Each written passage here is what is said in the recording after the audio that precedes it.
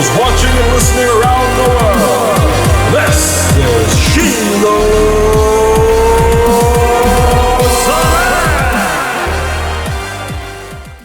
We're on fire, baby. So, yeah, I don't know about sponsorships and anything of that, if that's going to happen anytime soon, but I'm trying to attract more guests, get different people, kind of your words of your advice when you've been on here before.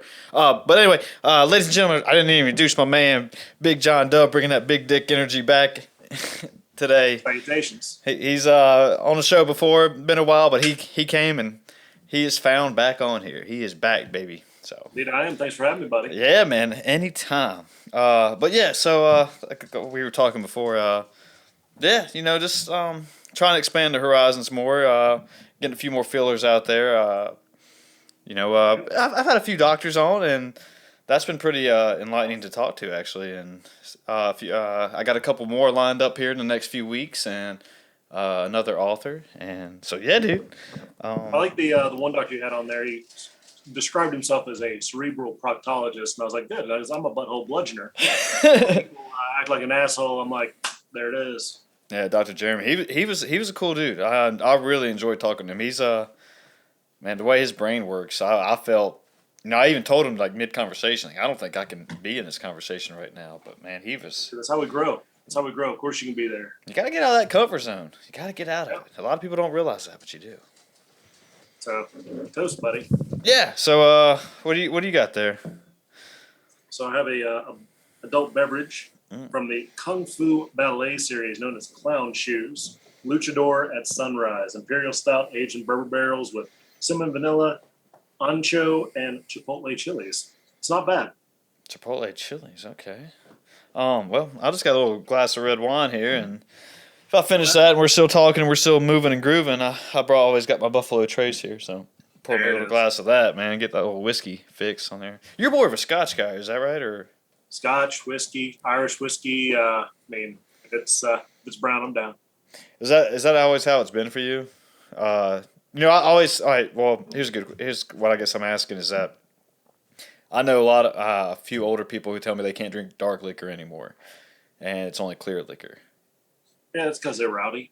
They like to start fights. Okay. For me, growing up, after the age of 21, obviously, no underage drinking here, right? So never. Not in college either when we were hanging out. No. So when I first started in alcohol, of course, I enjoyed the sweeter, lighter beverages. You start out with Aristocrats. God, what is it? Blue Ribbon, Pabst Blue Ribbon. The Pabst. I have no idea how they won a Blue Ribbon, but obviously it was garbage. But you start out with these things, and then you either acquire a taste for better or for worse into your wines, your beers, your liquors. Not at all. For instance, my backup drink is actually June Shine, which is a hard kombucha, and I got into that because I like the whole kick of getting your low-calorie seltzer water, but also didn't want to get into drinking this kind of ratty tasting shit. So June Shine makes a very attractive lineup of hard kombucha, and I was like, all right. So I drink it, and now that I've said it on the show, I'm probably going to have difficulty finding it in the stores. That's what's me out. Yeah. I said something about Jefferson's in episode 7, I think. And I was like, oh, yeah, good Jefferson's memory, dude. Spring. Went to Blacksburg to grab some. Shit was sold out. And I was like, obviously people are listening. Yeah. They're wanting to know what we think. So there you are.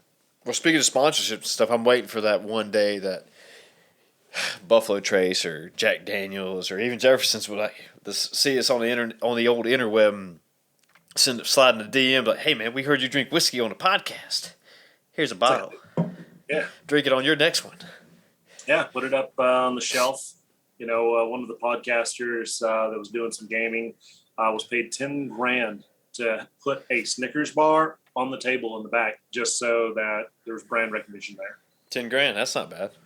I mean, dude, I'm hungry for Snickers already. Yeah, I like Snickers. Actually, in my last competition, speaking of, James and I competed, and we were I think we ate 2 or 3 that day. We would eat a Snickers bar after each workout. There you go. It does just get the sugar back into our muscles. Nope. Sugar protein, hard rush, compact. It's a good traveling fuel. Yeah. And a lot of pros do that too, and that's I guess we were listening to one guy, Matt Frazier. He's the number one CrossFit athlete, or was. He's retired now, but that's basically what he was talking about. What his trainers and coaches would have him do. So, man, Yep. allergies are killing me tonight. Usain Bolt would eat like 40 McDonald's chicken nuggets or something before he ran just to get the calories he needed. Really, I haven't heard of that. I've heard of other athletes just eating. Like Chad Ochocinco, he eats McDonald's a lot, but he's just not always eating McDonald's. But he does; he'll crush it, apparently. But speaking of that, and all that, I mean, I've never. Go ahead. I was gonna say my bad. Apparently, he ate an estimated 1,000 chicken nuggets, 100 per day over 10 days at the last Olympics. I'm gonna put that in 1,000 chicken nuggets while he was in Beijing. I don't understand how that's even possible. Dude, 100 a day. And you think about these high performing athletes, people like Michael Phelps, who had an 8,000 to 10,000 calorie diet, and people are like, "Oh, I could train like that," and they start eating a bunch. It's like, you do know he was in a pool for 6 to 8 hours a day, also, right? Like, trust me, the food wasn't the starting point, guys. Man, that's hard to wrap my mind around. Man, that's impressive. But what I wanted to ask though is that a lot of you said, we were talking earlier before we got recorded here, and you said something about the war on drugs. And oh yeah, so 2020 war on drugs. We'd like to congratulate, of course, drugs. They have a substantial foothold and are winning. And then, of course, 2021. Now that we have backed out of Afghanistan, the CIA-trained Taliban reports numerous successes, and in 2021, the terrorists have won. Yeah, so it's been a big year for them. It was almost that, the war on drugs was just systematic racism, and now we've all came into legalizing some of the drugs that we thought was these hardcore drugs, such as, weed and psychedelics and cocaine, and which I've never experienced any of those, so I can't really subjectively talk about that. But now, some states have legalized it, but my point was that when we were talking about dark liquor versus clear right there, is that, I can just go down to old ABC store, get a bottle of that 10 high, and do as much damage as I can. I feel like with other ones. I don't know. You can definitely do damage. That was rock gut. And I'll be honest with you, there's no amount of alcohol I could consume beforehand to try to soberly take a shot of that. But at the same time, it carried me through a lot of college days. So, well, that was the narrative.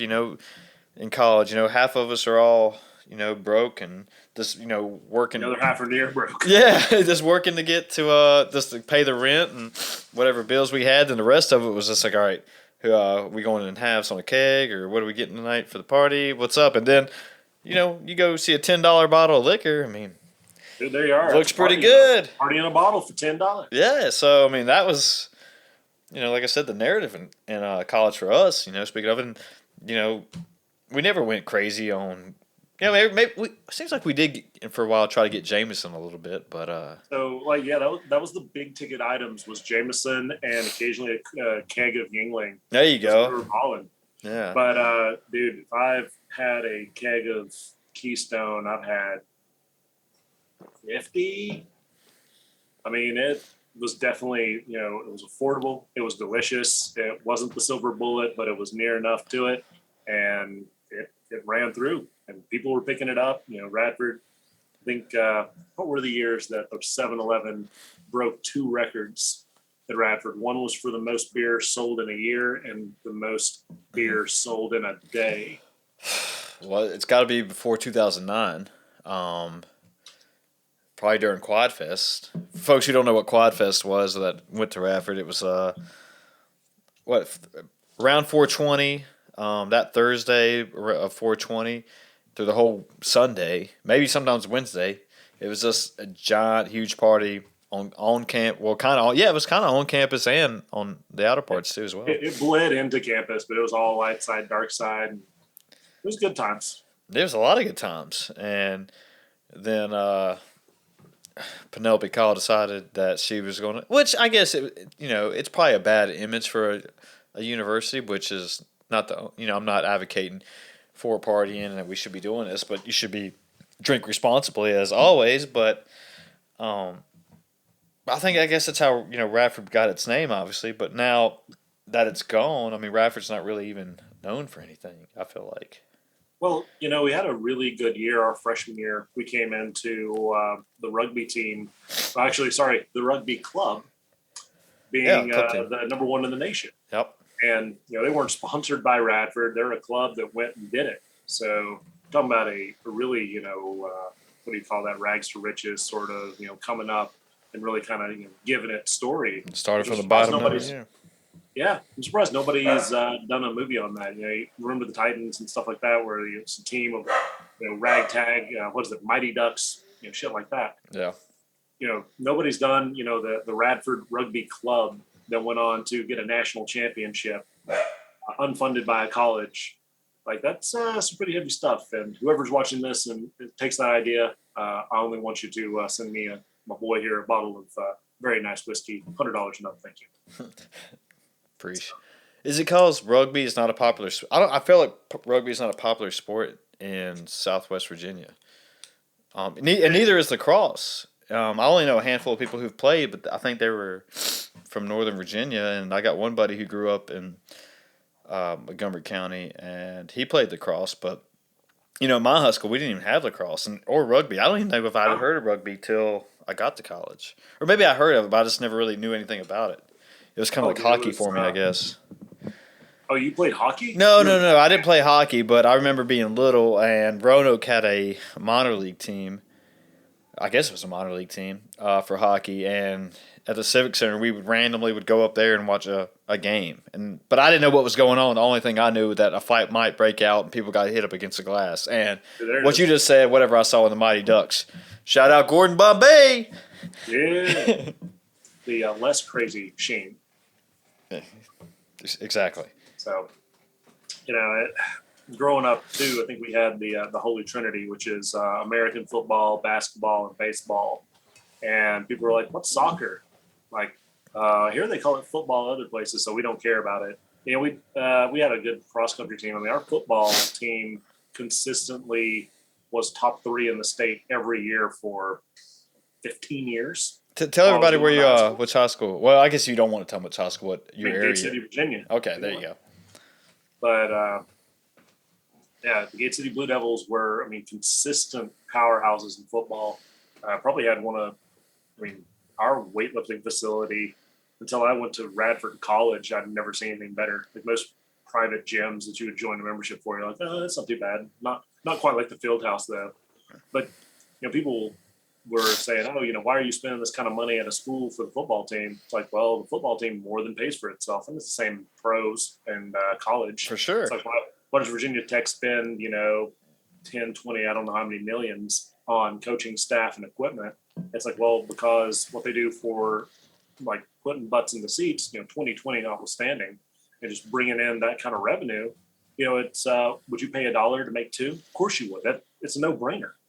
And people are really big sports enthusiasts in this whole country. We can't really glamorize or glorify going overseas and having a battle against. We don't have the big bads anymore like we did in the 80s or in the 60s. Vietnam, Russia. China's kind of the big bad, but it's more of they're the big bad, but we really like their cheap shit. So we don't have any way to glorify any kind of struggle or opposition except for sports, and we have taken it in spades.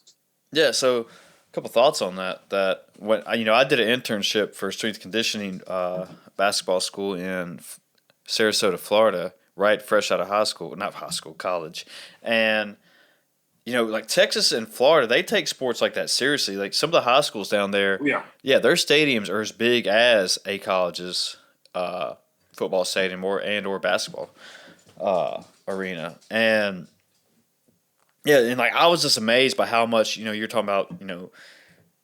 You didn't see anything that big until you got to Radford University, but in high schools, that's a big money attraction right there.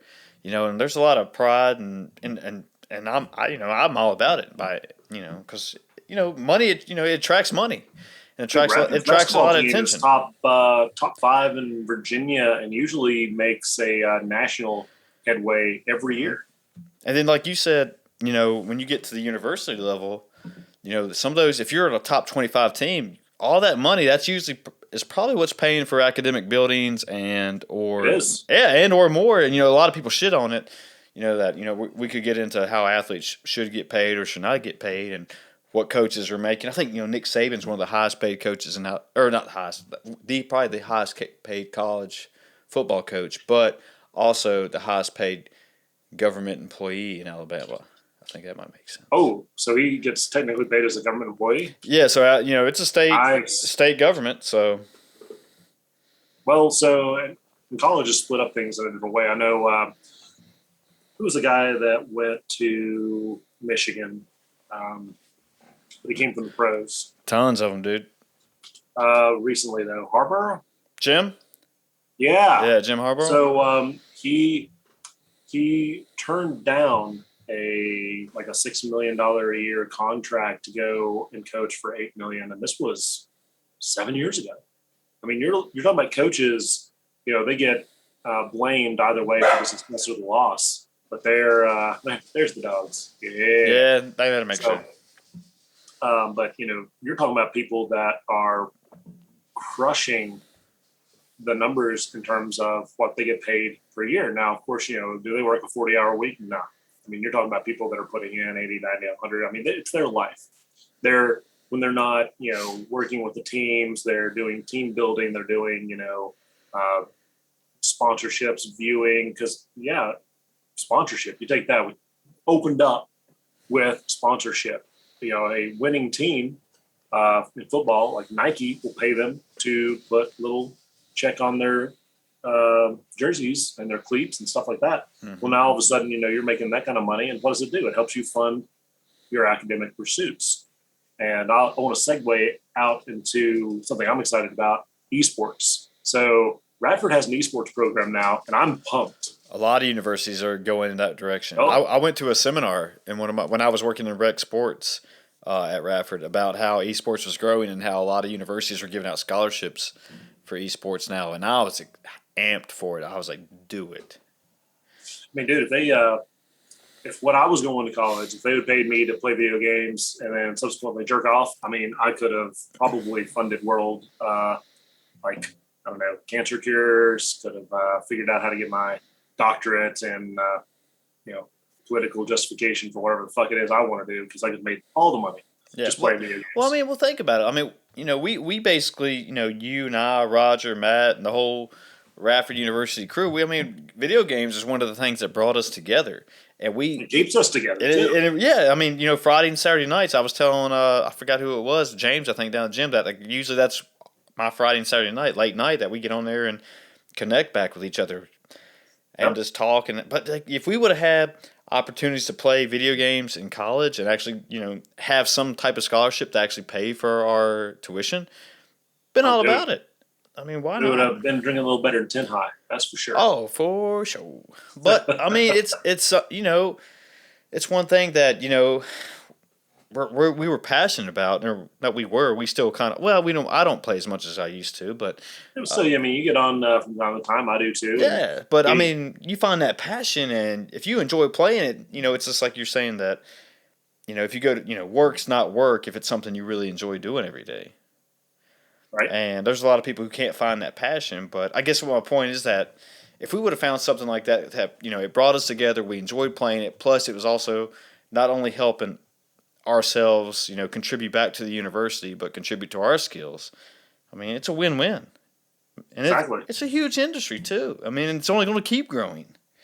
Oh, I mean, there's, right now, like, as everybody can tell, probably from this round, obviously, I look a whole lot better just from a camera perspective, because I'm looking to get into that whole like streaming, talking, trying to be more like my man Chris Shelor, talk to people, figure things out, move forward with that. So all that being said, there's an industry, there's a want, there's a desire. Tons of people are streaming, tons of people are doing like video games, podcasts, YouTube videos on how to do it. TikTok. And oh dude, TikTok for real. A buddy of mine has over a million view or followers on TikTok. He's a funny guy. Is he doing dance moves or what's is? Oh, he does comedy, just life scenario stuff like that. Is Nice. One Big Al. I'll shout him out in the next little bit. Send that in the old email. You know me, but he's doing big things, and you're talking about a guy that's just working to make it happen. Do you fuck with TikTok a lot? Have you ever? So I did when it first came out, and now I'm kind of getting back into it just because it's, I guess, also relevant, but there's not the. So TikTok had a lot of negative press due to it being Chinese origin, Right. and everything goes to Beijing. And they're like, hey, well, you're capturing all of our data. Fun fact, all companies capture all your data all the time. We talked about this in the last episode. Yeah. If people knew what they were giving away for free, I'm pretty sure they would just start walking around naked, because there's no point that you do not expose yourself. Being able to get on here, talk about the show. My mom was asking, and this is a divergent, I'll come back. She's like, how do you go out here and, be able to talk to people and they know some of your personal business? I'm like, everybody knows your personal business if they care to look. At no point in time can you not pull up Google and say, who is this person? Unless you have specific skills and have really focused on putting yourself as a second or third pseudonym, that you've hidden yourself, you have hidden addresses, information, money, like you can't hide. There's people who are going to find you. There's, quite frankly, the best part about the internet is that people are bored and they want shit to do and they love a challenge. So they're going to find out who you are. They're going to find out what you're doing. They're going to find out what you make, where you live, etc. So there's really no privacy anymore for someone who wants to be successful.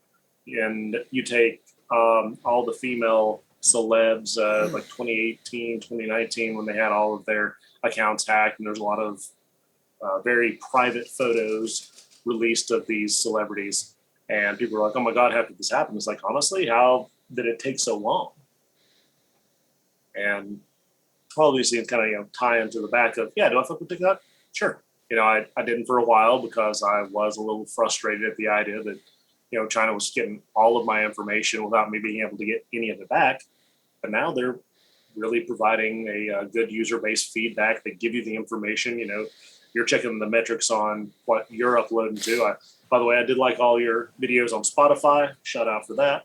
And of course, I'm a huge fan. Not first-time subscriber for YouTube, and being able to see those, be on those platforms, but also from a content provider, what you're able to get from it for an information perspective, like how many people are clicking, what's my abandonment rates, what are people really trying to dig into, Right? Getting that information. Now TikTok, they're like, okay, fine, you can have your information. I was like, sure, great. And you know what? Quite frankly, I can putz around, spend anywhere from a 5-minute shit to a 30-minute downtime. Check out some funny videos from people who are creating everything from do-it-yourself profanity videos because they're just sick and tired of people asking dumb shit, to people who are experiencing, real life events. And it's nice being able to see that full gambit. There's a girl who has Tourette's with specific tics, and I don't remember her name. I'll try to look it up and throw it out later. So what she does, she goes on, like, she's trying to create awareness for people who have legitimate Tourette's. It's not like when Cartman in South Park Eric was Cartman. like, no, like she's like, hey, I'm trying to bring awareness. So like she's talking about herself, and of course sometimes she'll just say profanity, and TikTok will look at it like, hey, you're kind of breaking our guidelines. She's like, hey, this is who I am. And it's, she's growing in her numbers. And I think it's a fantastic way for people to say, you know what, I want to be more self-aware of things that are going on for a 1-2 minute stint. And if I want to know more about it, obviously you have Google. I think this is the third or fourth time I've said it's the Alexandria. It's the Library of Alexandria right there in front of you. And people are too fucking lazy to sort through hundreds of thousands of page notes and information to say, that's good. Yeah. But I digress. I mean, you even don't even have to go through. hundreds of thousands of pages. If you know exactly what you're looking for, I mean, Google pretty much has it narrowed down to first top 5 pages you interact with. That's probably going to give you the answer you're looking for, and then you can go down a rabbit hole from there. That's usually what happens with me. That okay, I found this out. So you talked about the Alexandria Library, and didn't was part of that burned up at one point, and we Whole lost some thing. scrolls. Yeah, Lost a shitload of knowledge. It was like something like 90 or 95% of all of the world's knowledge up until that point was lost because like their whole thing was we're just collecting scrolls and information and we want to know all about history. So, and they would let people come in and check it out, like not leave with it, but you had a repository, a place that you could go and find this out. Well, now you don't physically have to go anywhere. And the best part is you have backups of all the information. So unless there's like an EMP that comes from the sun that goes boom, shuts everything off, then we have to figure out how to hunt for burritos in the wild. We're all right. Do you think that'll be maybe a natural disaster? We should be not. I don't even know if that's a natural disaster, but something we should be worried about in the future. EMPs? Yeah. I mean, or just what if a solar flare hits the electrical grid and we're kind of going off topic. I had more questions about the Alexandria Library, but anyway, just the way my mind's going right now. But I don't know. It's something to think about, though. I mean, what if, dude? What if So I wouldn't know what I wouldn't know what the fuck to do if something took down the old Google and I had to look something up. Like, hope my brain remembers some shit. Well, you get to the point that people ultimately would fight, struggle, survive, and reestablish small government communities. If you take the synopsis of every season of The Walking Dead, and more so the comics than the actual show, but if you take that and just boil it down, it's basically a roadmap. So what happens is people start going crazy and going, "Oh shit, I don't have things," and then they're like, "Okay, I can scavenge," and scavenging works for a certain amount of time. And after you've scavenged everything, and at least your local area, you start becoming a roving pack. Now it's either a pack of one or a pack of few or a pack of many. And then, what do you do to get what you need to survive? And people, talk about like, what is the morality of this? But ultimately it becomes, are you willing to starve or are you willing to start a civilization? That's really what it comes down to. And then you have people that are like, okay, we're going to band together. We're going to start growing crops. We're going to start having more of like a social interaction to be able to say, this is your specific job, because now you're trying to get efficiencies. This is why like no college has people that can do everything. No workplace has people that can do everything. No, even home has people that can do everything. People have knowledge of what's going on, but you have special skills because through repetition, just like automation, you get efficiencies, gains, and ability to do things. So you have people that are farming, people that are providing protection, people that are providing government, things like that. So ultimately it comes back into small government, grows from there. But yeah, the MP hits, just if you know somebody that knows how to grow corn, bruh, holler at them. Dude, that's part of the reason why, I try to pick up bow hunting. I mean, I haven't hunted yet, but I started shooting bow this year because it was something I've always been interested in, but it was also something that during this pandemic it taught me a lot, and I try to learn more about myself and learn what Christian wanted out of his life and what his morals and values were. I'm talking to myself in the third person, which that kind of I don't really like doing that, but I did it anyway. But yeah, that was part of like what if grocery stores shut down and say, hey, you got to go get your own food now. Like, well, you have like you said, where's a burrito in the woods at? Yeah, I don't know. And you think about that, and from an American perspective, it's almost unheard of that we wouldn't have basic utilities, water, electricity. People were freaking out because they couldn't wipe their ass with toilet paper. I'm like, do you guys not have washcloths and the ability to wring them out? Like you have to have that kind of secondary thought process. And it's laughable when you think about some of the stuff that's happening in foreign countries. You think of Syria, where people are traveling from their homes and they're trying, like these refugees, that happened. It's not necessarily an EMP, but now they've lost everything. And, I don't know what kind of burrito or wrap they're trying to find, but they're starving. They're trying to get through, and it's the tug on the heartstrings that happens when people are like, oh, what about the southern border issues? And it's like, okay, well, we have people who are trying to come in, and some of them are good, some of them are bad. So we have a legal process, and people want to talk about how the process does or doesn't work, and I'm not going to delve into that for you today. But it's having the basic needs is not something that is universal on planet Earth. We, as Americans, take it for granted because, quite frankly, we bitch about, not having a 40-hour work week. We should have something less, more European. Well, Europeans have basically kind of kicked around the ball for the better part of a couple thousand years. A buddy of mine was talking about in India how people say that they're putting the placards up on buildings that are 300 and 400 years old. He's like, my temple's 6,000 years old. How the hell is this old? Yeah, and really. he was legitimately asking because he was confused. He said 300 years. He's like, that's not even worth mentioning. And we have a lot of access to a lot of fantastic things in this country. First of all, it's not Australia. Fuck a lot of living there.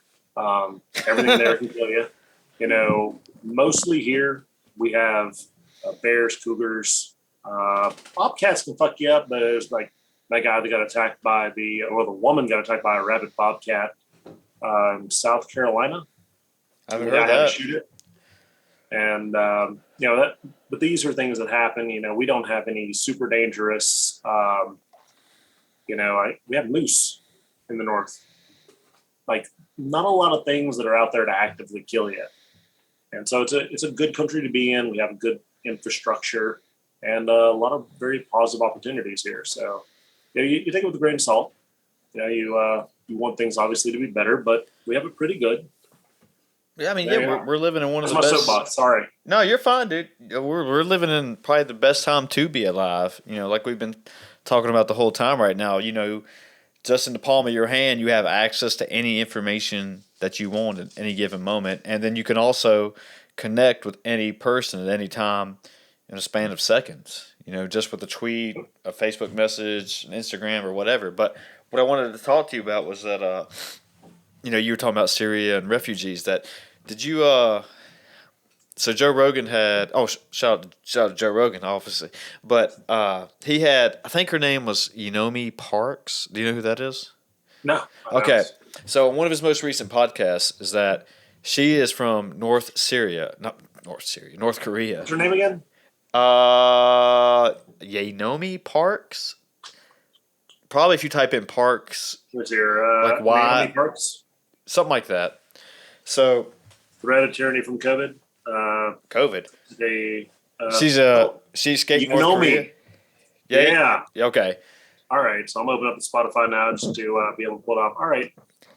But so what I was getting is that she was on there, and the stuff she was talking about how she escaped North Korea and the stuff that she saw in her lifespan. Like at one point in the conversation, she was talking about how she saw a kid. I guess it was a kid. It was a boy or something. But anyway, he was laying there with his intestines hanging out, like because he was just so, I guess, starved. He starved to death. I don't know what it was, but anyway, she didn't know what compassion was, so she just was like, okay, that's just part of life, and kept walking. And then it went on, like, if they found a rat or a snake or something just to eat, that was part of their, like, oh, man, this is the best day ever. But then, I looked more into it, and I'm not saying she's wrong or she's lying or anything. I'm just going off what I heard from Joe Rogan, but there's some discrepancies with what she's saying and when her mom escaped North Korea that they think a lot, or when I say they, that there's some people out there that are writing columns about how she's lying about everything she went through and how terrible it was. But just when I watched the video of that podcast, I can't remember how old she is, but she literally looked like 80 pounds, maybe, as a full grown woman, and just malnutrition. So it's like, there's got to be, maybe there is some truth to it. But anyway, I guess my point is that, yeah, maybe sometimes we just don't know how good we have it. And well, we live in a time where we are able to tell stories. And, I always say, you read a book and you fall in love with the characters, and people. I mean, Game of Thrones is a great example. First 7 seasons, 8 seasons, shit the bed. Nobody cares. But you hear about these characters and these people, and you have family and friends. You get to know them, and you're able to relate with their quote story. But then you also have people that you never related to. You hear about, like, if I tell you that somebody in Europe died of COVID, you're like, that sucks. That it's a tragedy, but you move through it because you don't know their story. You don't know if this was, a single father trying to support his 2 kids because his wife died early. You don't know like any of the particulars because, quite frankly, why would you? You can't know everyone. I think the science supports you can have up to 250 close acquaintances, and after that, you really start falling off. Even though we're a herd animal, as the expression goes, there's only so much you can do for the herd. And now if I said, hey, my brother died of COVID, he has 2 kids, and now I've got to take care of them. Yeah. You're like, oh man, I really feel for you. You know my story. You're more closely connected to it, and now that's a personal part of you. But somebody's listening to the podcast that doesn't know either of us. Like, I don't give a shit about those guys. I got to go grab some Taco Bell, and they're just listening to it because it's part of the story. And that's ultimately all we do is we share stories, we interact with people, we create connections, we break connections, and you listen to Neomi Parks, and you're like, okay, you suck in North Korea. All right. I've never been to North Korea. I don't know if it sucks or not. I know the rhetoric. I know. I know the interview, the movie. Dude, that's a 100% accurate movie. There's no fabrication or over exaggeration on whatsoever, and I take that to be the gospel for North Korea. Nothing else could be different for me. Impressive. But you know what I'm saying? I do get it. Yeah. I don't know, man. It blew my mind. I didn't. My first thoughts when I was listening to that whole podcast was like, damn, I didn't think about how life could be still like that for somebody growing up and, just hoping to eat a rat or, not knowing, I think her mom got raped and she said that and that, she didn't really know what was going on at the time and just, man, and this, I guess how we're kind of continuing on about how, we're living in the best times of our lives, like, just one small thing, obviously we don't pick who our parents are and where we're born at, and that's just, I guess, just falls in how the cookie crumbles. But just a couple small changes, and all of a sudden you're growing up in a completely different way, and it makes me think about how many things had to go right just for John Anderson and I to be talking tonight. 2 things. We had to meet. We had to speak. That was it. Oh, okay. It's pretty simple then. Okay. But it's true. What is your access? What's your ability? And it ties into a lot of what the privilege conversation has been for the last 2 years. What is privilege? And I've been fortunate enough to be able to talk to people and a variety of lives or I guess circumstances in their lives that have said, this is what privilege is. This is, what it is to be male, be white, living in America, and really trying to work through like what is privilege and being grateful for the opportunities without having the shame and also not holding people down for the privileges they may not have.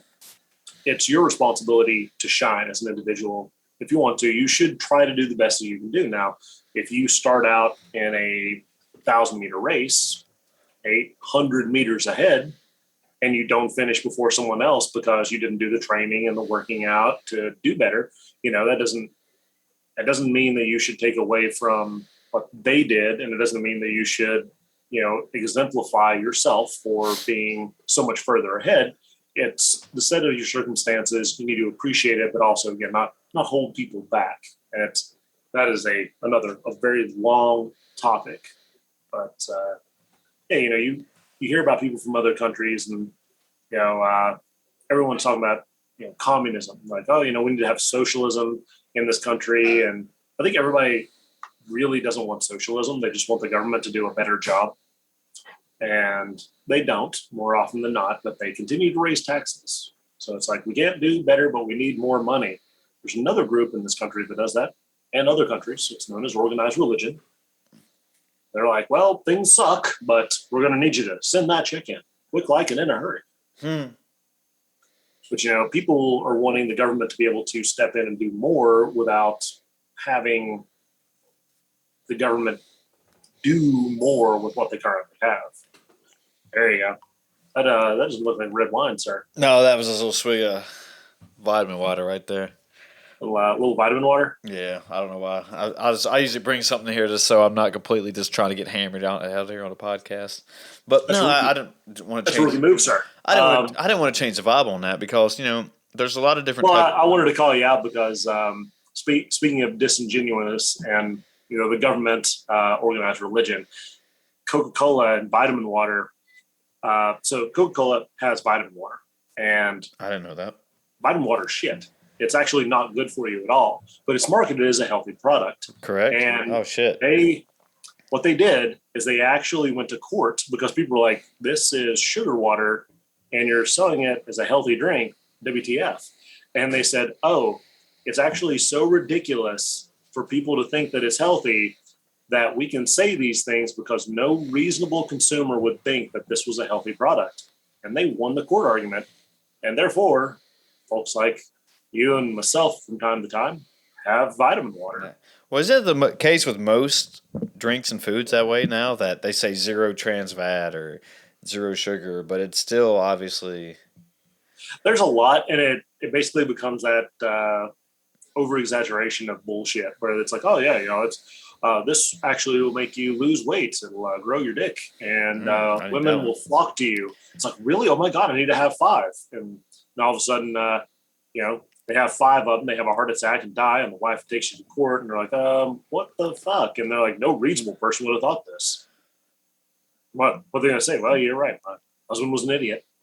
Yeah, I mean, well, a lot of people just don't even care what they're putting in their bodies. I mean, it's just more of a fact that I don't care what it is. It's taste. I'll enjoy it. It feels good while I'm eating it, and they just move on with it. Feels good. Hits the dopamine. Yeah. Yeah, I mean, I guess and exactly what you just said, that it releases that dopamine. You're just like, man, this is the best thing I've ate today. But I like how you tie it up. Living in America has been becoming that whole dopamine hit, and it's trained in us for many, many years. And that's, you wrap up, what is it to live in America? The advantages we have. How are we able to do podcasting, talk about our stories, be online when we hear about other people?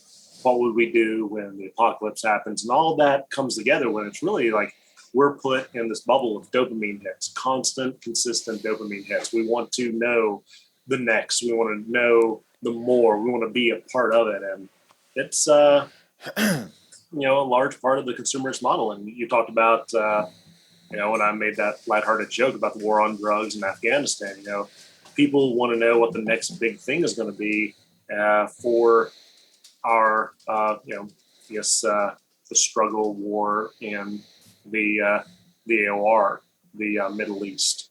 They want to get that dopamine hit for, what sports team is going to be, doing the best. And all that is tied with money, and all of it is a whole lot of things to reflect on. Better minds than mine to figure out. I just look at it from time to time. That seems to be a common theme of our species, is that we're always trying to innovate and grow and do things better. And even if you look back to the origin of, I guess if you want to say the species, that just seems like how far can we grow and how far is it going to take us, and are we going to end up doing something that's too much?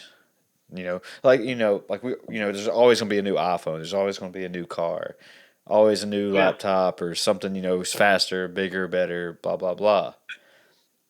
But do we actually need that? I mean, do we actually need, my phone can zoom in 3 times farther. Do I need that?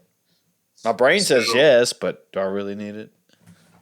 So, one of the things I really liked about the Japanese Olympics was the fact that Japan used a lot of recycled parts for cell phones, things that have been turned in, electronics, to make the medals. Oh, I didn't know that. Yeah, so that was pretty cool. Being able to do recycling. We ultimately have a finite amount of stuff. If we're not mining asteroids, which I'm, Jeff Bezos, shout out to the former CEO of Amazon. But let the dick wiggling and wagging and flopping continue. Let's get out into space. Let's mine some of these asteroids. Let's bring some minerals and items that we either have on the periodic table or don't in, because right now we have a finite amount of resources. We've filled up the oceans with a abundance of trash. Sure. What is it? There's like 3 or 4 floating pieces of trash the size of New Jersey. There's one in the Pacific. It's the size of Texas. It's like the Great Trash Circle. That's not at 8 all. million tons. But there is one off in the Pacific, and there's one guy that's trying to work to Pacific Garbage Patch. There you go, Pacific Garbage Patch.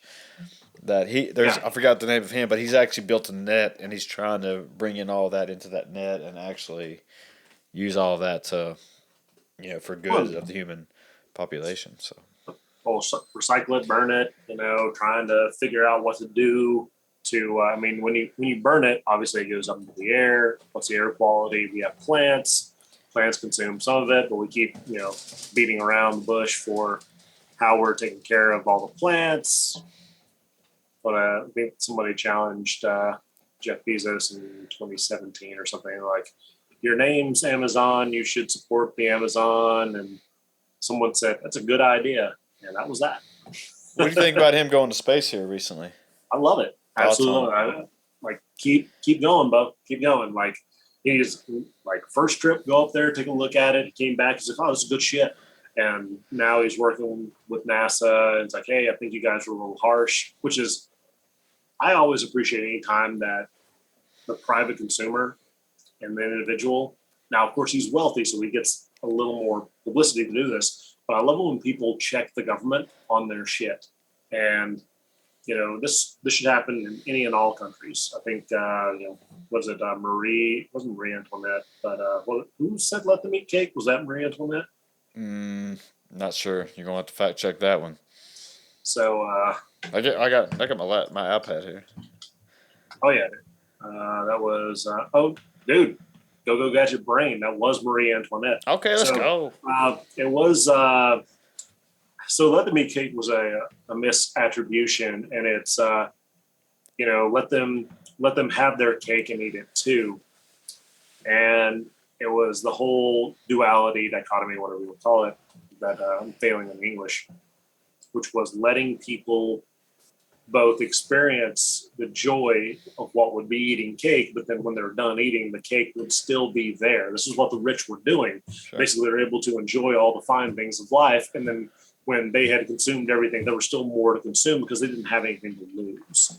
And it was same maid. She kind of got her head chopped off for it, literally. It's kind of a thing, but jokes aside. Well, that did happen. That wasn't a joke, but She got her head chopped off? yeah, Marie Antoinette. So let them eat cake was the last thing she did for. I don't know any of this. So, it's just random bullshit knowledge. Thank you. Trivia night comes up. Thank you, City High School, for filling my brain with random factoids. But the whole point of that was that the consumerism pulling through and saying, let them eat cake. These things that allow people to just say the government's full of shit. And she was a representative of the government. Like, she was royalty. She was saying this is the struggle, bourgeoisie against the proletariat. That's, I think, both of those words are French. And it came from circumstances like this. So you get Jeff Bezos, went to space, comes back, and he tells NASA, he's like, I think you should let private companies go into space, because right now a private company can't go into space without NASA's blessing.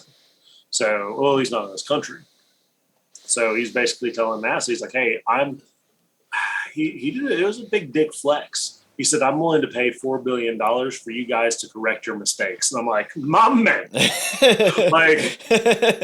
There's nothing better than saying, like, you guys fucked up, but I'm going to be the bigger man and pay for you to fix it. And then you look at somebody real hard, like, now are you going to fix it? or you don't want my money. And NASA's been struggling the last couple of years. Their funding is, adequate to sustain, but they're not in the growth mode. So, got to look at it like, do we want to fix it?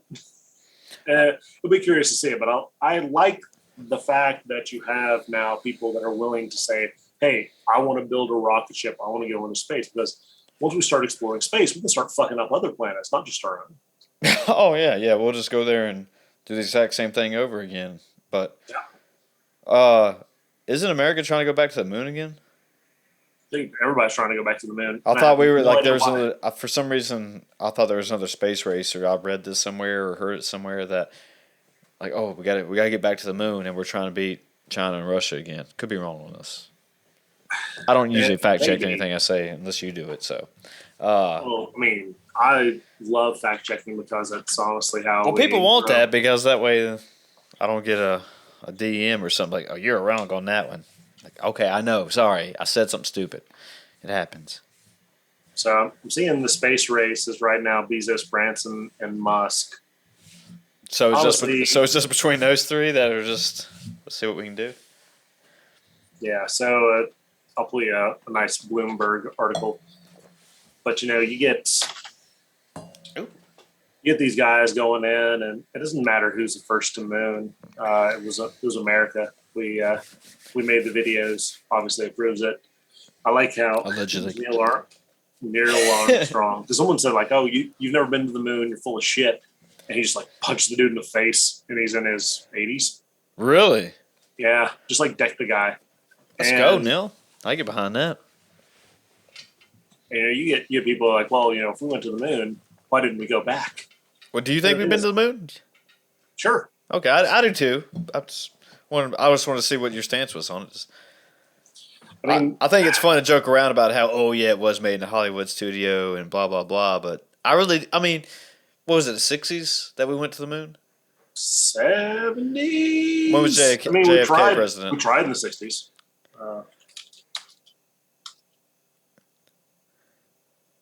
69. Okay, ooh, good number, nice.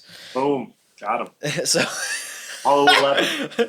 so, I mean, that's what 40, 50 years ago. So obviously, technology's way advanced then. So I feel like if we could get to the 52 years ago. I mean, look at the cars that were built in '69. I mean, which they were badass muscle cars back then. That was the whole muscle cars race. But look what we have now. Tesla almost has a self-driving car, basically. So I feel like if we wanted to depends go, on who you ask. Like, well, Tesla's ahead of the game for most people. Like it can mostly drive itself, but they've had a couple incidents, and they're like, it's not anything past beta. And I said, I'll be honest with you. How many Tesla owners there are, and the people that are using it, you had one wreck that killed a person in 2 years. That's not bad. Like, think of how many people die every day in an automobile accident. I mean, for early stages, for early stages of self-driving cars, not too bad. Yeah. But yeah, I mean, the way Elon Musk he's going, I'd say in our lifetime we'll see it. What self-driving car? Next 10 years. Oh, I was saying space race, but yeah, definitely next 10 years for self-driving cars and the. So right now, we got to figure out how to do it. Pour me a little shot. My perspective, and this is me just bullshitting and carrying on. My perspective is we need to figure out how to do a 2-stage event, and that is how do we get people from the Earth into orbit, like the space station, but it has to be like a very large space station, something that can take multiple craft, deliver, receive goods, and then use it kind of you take modern air transportation. We have our hubs. Delta has Atlanta, Charlotte, Chicago, etc., and most other places do as well. So you have a hub. You get a space hub, and then you go out into space from said space hub. You're getting materials. What is it? There's what's the comet that's made out of diamond? A lot of fact check right now. A comet made out of diamond? Yeah. I mean, you have comets made out of diamond, made out of whatever. trying to remember what the hell. Comet's tail. There's a planet made out of diamond, but it's super Earth planet, most likely made out of diamond. Space.com. Well, anyways, you have an abundance of resources in space. You can check out and say, hey, this is good, but how do you get them home? Nobody's going to take a anchor bolt, strap it into a comet, and sling it into sub-Saharan Africa because nothing's there. But we don't have a good way of bringing materials home. So that'll be the next big thing. 10 years is probably aggressive. I say we'll solve for that in the next 20 to 30 if we don't decide that we need to stone ourselves back or bomb ourselves back into the Stone Age. What do you think? Somebody gives you a ticket to space, you going? Depends on where. I don't know. Just what's say we do what Jeff Bezos did?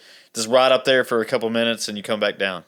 Shit, yeah. Fuck yeah, me too, bro. I mean, absolutely. But you're like, hey, if someone gives you a one-way ticket, are you going? I don't know. Like, if I gave you a one-way airplane ticket, line buy-in, you got the clothes on your back, you going?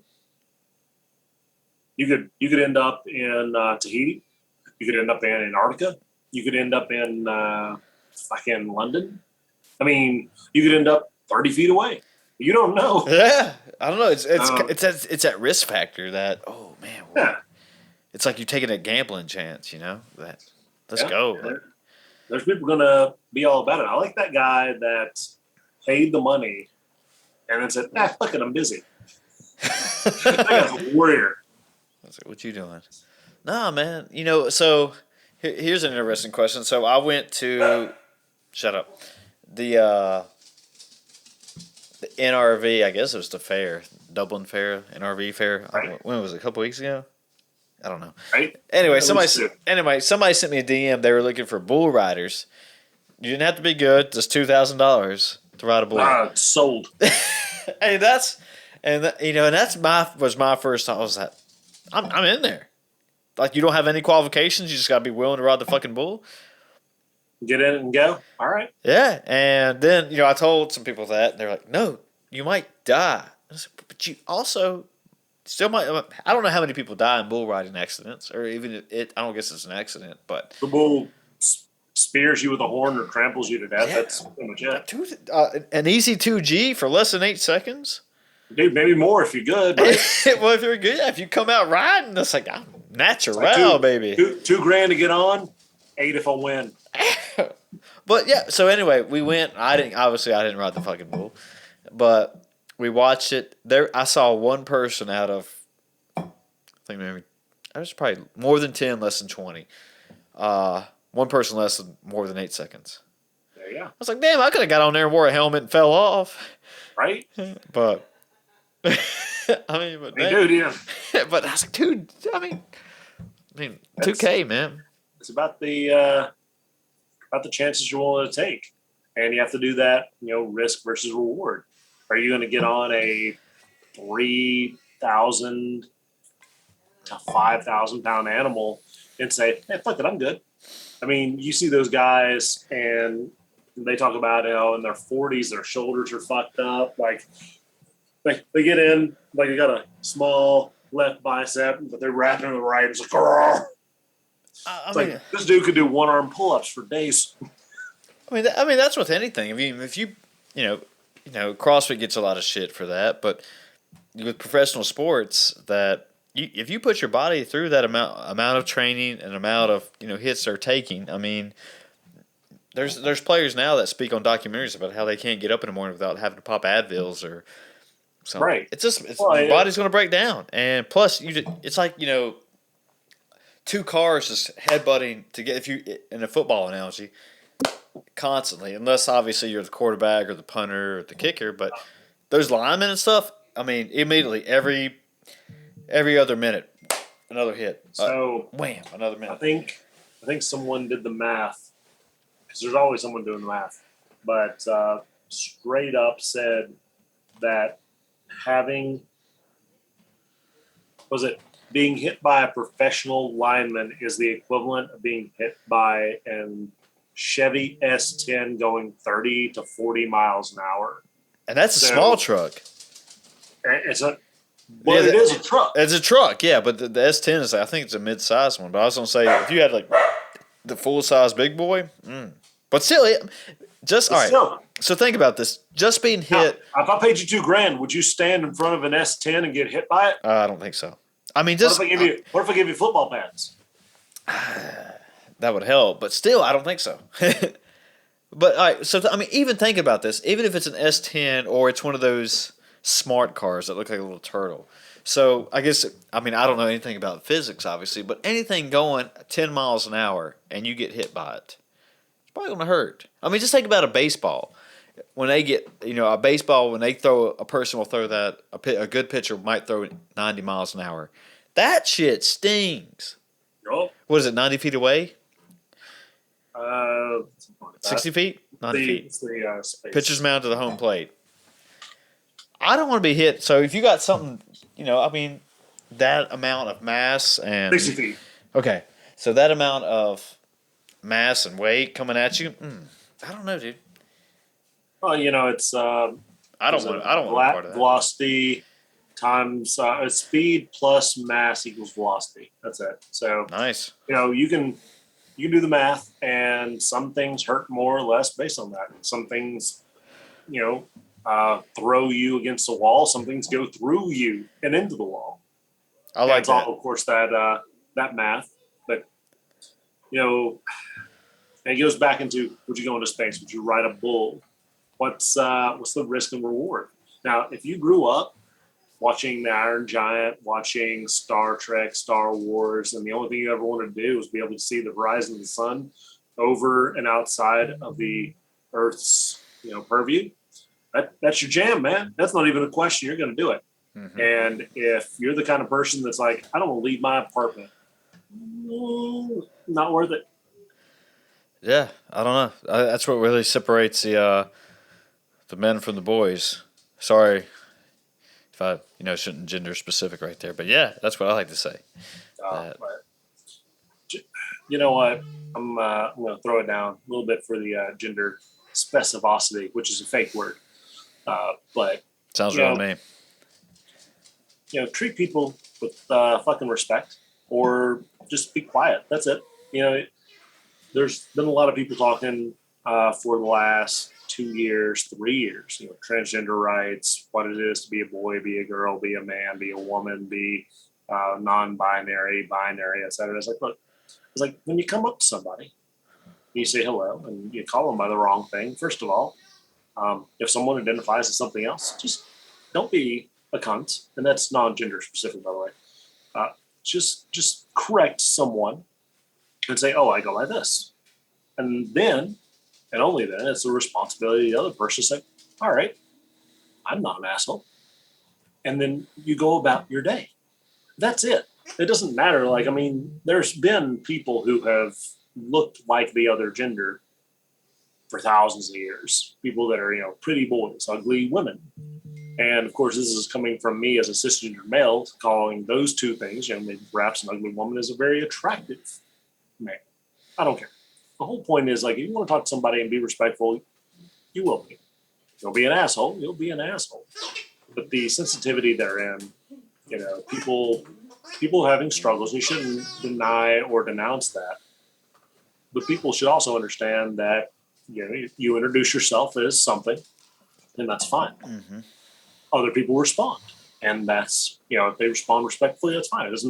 It's not gender or race or religion based. It's just open and honest dialogue between two people. And either way, you can be an asshole. So don't be an asshole. Again, butthole bludgeoner. Yeah, dude, Tying that back in. I agree 100% with you, dude. I mean, when you and I and when the boys are playing Gears or whatever we're doing, we talk shit to each other. We say stupid shit, but we're not 100% meaning it. We're just saying it to be funny and be cute. We're having a good time. But if I did offend somebody by saying something, I would expect the same thing. Hey, I didn't like that. Please don't say that again. Blah, blah, blah. Okay, that was on me. You're right. Sorry. And then move on from it. You apologize like a fucking adult. Yeah. All right. And that's one of the things that with, with today's times is that we've weaponized being offended and turned it into that. Oh yeah, if you say something wrong to me, I'm immediately just going to be offended, and I'm going to take you to court. Blah blah blah. I'm going to start a movement in which, okay, you have every right to do all that. I don't care, but I'm not saying you shouldn't do that. But I'm just saying, it's something so little that, okay, say if you called me, hey baldy, okay, whatever, fuck it, I don't care. But we're boys. We talk What if shit I to were to each make other. sweet love to that Yeah, smooth woman? but still, in exactly what just like you said, all right, there a lot of things could be a lot worse, I think, and that okay, hey, I fucked up, I know I did. I'm taking responsibility. I'm sorry, I won't do it again. And if I do it again, all right, then punch me in the face or whatever. Sure. But and Like then but you most accept the consequences therein. exactly. But most people who are wanting to keep doing something like that again, or they are wanting to pick a fight, or they are wanting to start trouble. They're just wanting to cause violence.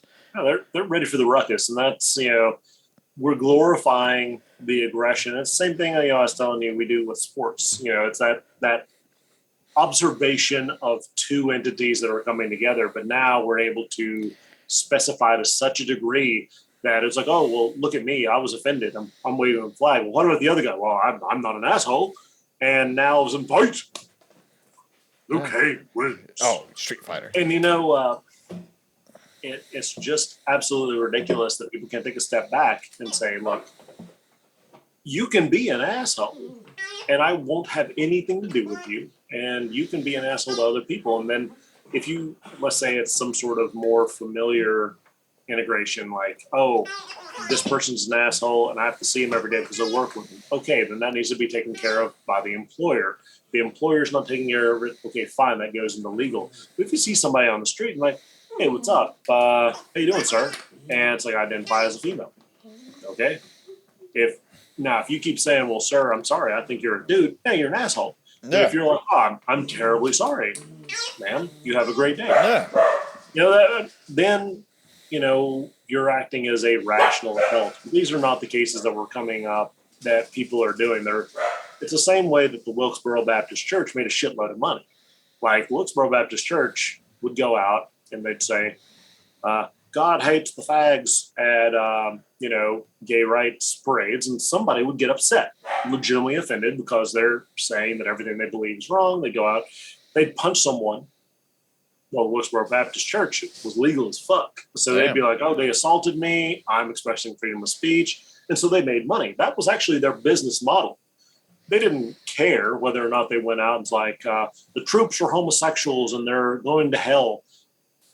When people were flying in from, various points of duty and they're coming, I haven't seen their, wife and kids for anywhere from 6 months to 2 years or more. And they're all like, I hate you and you're the devil. And, they get punched in the face and like, I sue you. And then they make a ton of money. Like it was a legitimate business strategy. But, just don't be a dick. If you don't have to be. If you are, be funny or good at it. I mean, we're human. I mean, I fuck up all the time. But, I mean, I really enjoy people who, I guess I don't say I enjoy people, but that call me out or just say, hey, or they're straight up with me and just say, hey, man, you fucked up. I didn't like that. Or, you should do it this way. Or maybe not do it this way is probably a bad example. But just be straight up with me on how you're feeling instead of hide in the shadows and, you're offended, but you won't tell anybody. But then I keep continuing to make mistakes. So yeah, right. I mean, just and I'm one. I will take responsibility for it, and I think that's what more of what our society needs right now. Instead of just saying, "Hey, I'm offended. I'm going to get on Twitter and talk about it, and let's get about it." Just, "Hey, man, I fucked up. Okay, let's move on." Yeah. I mean, and you're one of my good friends. As long as everybody who we play video games with, and yeah, sometimes we get over the line and we say shit, but it's all in good fun, and we don't mean it. We're a little ignorant. Yeah. I mean, it's all, and plus, we're all, halfway drunk on there half the time anyway. Half to 3/4 or fully blown. But again, I would just, hey man, just open up to me and just say, hey, Chris, you fucked up on that one. Put that one back. Yep. Then exactly what we just said. All right, my bad, dude. John, I'm sorry. Let's move on. But still, then at the end of the day, I would shake your hand and we move on. And then I know for the rest of my life, hey, that's where we draw the line. Yep. And we're good. That's it. We're good. I'm not going to go over there and befriend you just because, or defriend you. Defriend you? Defriend. Yeah. Just because, yeah, he's. You gotta know how to push that button. Yeah. Unfriend, defriend, depending on which platform you're using. But I mean, shit happens, man. I mean, even the way, bullying and stuff growing up, I went through some of that too. And just, yeah, I mean, it changes a person. You're a human being that went through and didn't agree with everything that was being told. Yeah. Just. I don't know. Maybe that's some bad points that I'm trying to make. I'm trying to make this a lot more philosophical than maybe what I am. But Yeah. Well, I mean, you correct me if I'm wrong, but the point is, don't be so damn thin-skinned. yeah, Stand your ground for what's important to you. Like Yeah. no one should say, "Oh, hey, you identify as this. You shouldn't." Suck it up, Buttercup. Like no, like stand your ground for where you are, but don't be so sensitive for people that are either ignorant or trying to do better that you just bite their heads off. mm-hmm. This is, the war on race and religion, wasn't won by people saying, well, you're a fucking idiot, die in a fire because you don't agree with me. It was won by people saying, hey, this isn't who I am. Actually, this is what I'm about in education. So superior education and understanding and patience and people not being assholes is what, gets you to a better cohesive society, which is what gets you into space and mining things and gets you coming back to creating a better Library of Alexandria. And then, of course, quite frankly, I'm still going to bludgeon buttholes. Buddy, it's been a absolute pleasure chatting with you. Love it. And I'm going to continue to do it at least once a month if I can, twice if I can't. Let's go, bro. Yeah. So by any means, I know your Instagram is Big John Dub. Is it 7? Big John Dub 7 or Big John That's Dub? right. Yeah. Big John W. So if anybody wants to yell at you, what do they do? What do they get at you besides that? Or you start some new craziness? You getting some new stuff going on in the future? So we're trying to get some shelp, and I'll link in and let you know. Obviously I'm trying to do the podcasting thing. Working with a couple of friends of mine, being able to set up a show. Of course, we're going to integrate, bring on a friend of mine. His name is Chris Shelor. Let him talk from time to time, get some inputs and invite from him. But I'm very excited, being able to bring that around, bring in some of the gaming, streaming, stuff like that. So some of these innovative and delirious and somewhat ignorant nights. So you're going to go like best of all the worlds right there with podcasting and streaming and sampling, just I like being able that. to provide people what they want, what they don't want, what they need, what they don't need, let them figure it out because you know what? That is the only thing you can do as an adult. Also, figure out what you want. Also, final thoughts on that. I know you've been generous with your time right here, but I went and saw Free Guy last night. Oh shit! So it's out. All right. Yeah, it was in theaters. So me and my brother and I went and saw it yesterday afternoon, something like that. Shout out to the last podcast. Yeah, glad you had him on. Yeah, for sure. And shit angle though, I couldn't see his face. Yeah, I fucked up my iPad when I was trying to record that. So I'll forgive you this one time. Yeah, dude. Like we had it, and then I don't know what happened, but when I pressed record, the whole camera flipped, and I didn't realize it until the end. But anyway, what I was trying to say is that saw Free Guy, and that they had a lot of Ninja was in the movie, and there was a couple other, I think, 1,000 Thieves, whoever the main guy is there. Right. And then that Pokimane, some girl, she's a big Twitch streamer. So they incorporate a lot of that into the movies now, and I was impressed. Dude, I mean, they're celebrities. Yeah, they are. Catherine Zeta-Jones, beautiful woman. A lot of people followed her in the 90s and early 2000s, and she made movies. But, you think about people like, like 7 million people like Catherine Zeta-Jones. And at the time, she didn't have the platforms to reach out to people. Facebook was still new, things like that.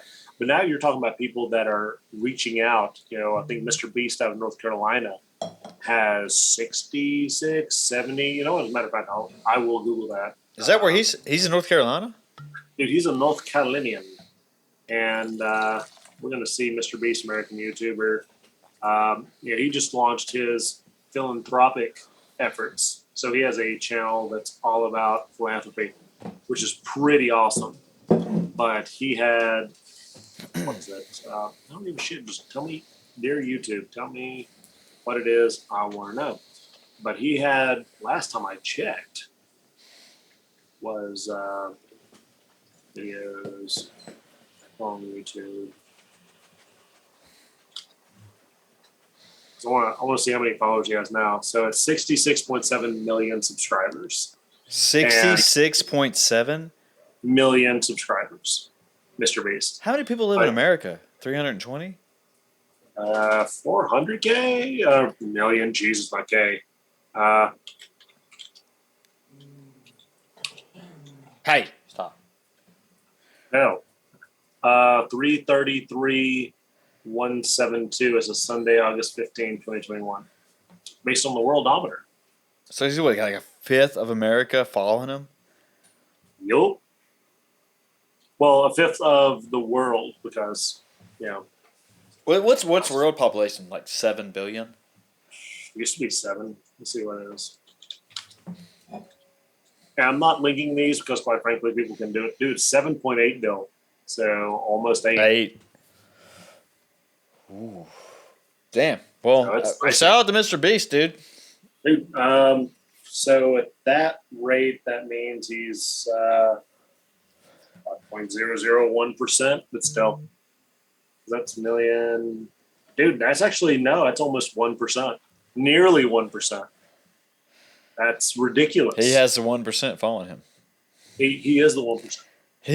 Just him. You think about that, and it's pretty cool that someone from nearby is able to reach out and do those things and grow. And he talks about how he didn't grow up or blow up until he was like a couple hundred videos in. But now people are watching him. He's doing things that make him feel good, that support his community, and it's a positive outlook from someone who is able to just basically from the ground roots, grassroots. That's the word I kept looking for. Grassroots. Yeah. So, buddy, keep it real, keep it honest. It has been again an absolute pleasure. Again. And we'll chat again. For sure. Again, everybody, look out for my man, Jonathan Anderson. Going to be doing big things in the future. He'll let us know. He'll let us know more in the future. His handles and everything when he starts it up. Obviously, he'll be on here again, and we'll chat some more. And I think we covered a lot of shit tonight. It was a good one. You let me ramble, man. I appreciate it, dude. I mean, it's good. Like we touched on some topics that I always feel that I get a little nervous about talking about, and because of what I don't. It's part of that a little anxiety, like ooh, but. What do people want to think? We're getting some spicy shit. Yeah, and that's part of the reason why I wanted to do this, to actually talk about some spicy shit. And yeah, and then because if people love it, cool. If you don't, then stop listening to it. But it also helps me grow as a person, like we talked about earlier in the podcast. So personal growth is the key. Okay, so let's take it home on that. Personal growth is the key, ladies and gentlemen, and all folks who are binary, non-binary, and all that good stuff. John gave you all this stuff and information to look forward to. I think we're good on that. Let's take it home, bro. We're out. All right, you're the man. Thank you, sir. Love you. Appreciate it. Appreciate it.